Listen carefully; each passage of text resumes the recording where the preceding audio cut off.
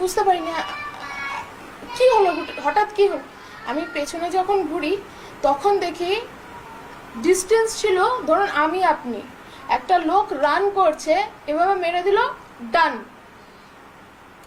শেষ, পড়ে গেল। তারপরে আমাদের পেছনে যারা ছিল তারা ওইরকম করে মারলো, অনেকজন পড়ে গেল। হবে আর ততক্ষণ ওই টেররিস্টটা চলে এসেছিল, ওর এখানে একটা ক্যামেরা ছিল। তো ও বলছে যে কারা কারা মুসলিম সরে যান, কারা কারা মুসলিম সরে যান, কারা কারা মুসলিম সরে যান, কারা কারা হিন্দু আছেন বলুন, কারা কারা হিন্দু। আর আমার হাজব্যান্ড করছিল, আমি যে সামনে দাঁড়িয়েছি যাতে আমার হাজব্যান্ডের কিচ্ছু যাতে না হয়, কিন্তু সঙ্গে সঙ্গে এখানে একটা গুলি করে।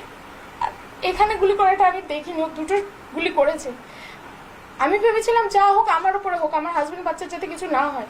কিন্তু যখন দেখেছে আমি ওর সামনে গিয়ে দাঁড়িয়েছি, ওরা পুরোপুরি শুধু মেন্সদেরই ওরা টার্গেটটা করেছিল, ছেলেগুলোকেই মারবে। তারপরে সাইড হয়ে এইখানটায় গুলি করে আর এইখানটা লাগে। আমি তো ভেবেছি শুধু শোল্ডারে লাগলে তো কারোর ডেথ হওয়ার কথা নয়। আমি ভেবেছি ও সেন্সলেস হয়ে গেছে। আর উনি যখন চলে গেছে আমি ভেবেছি as a family we are safe.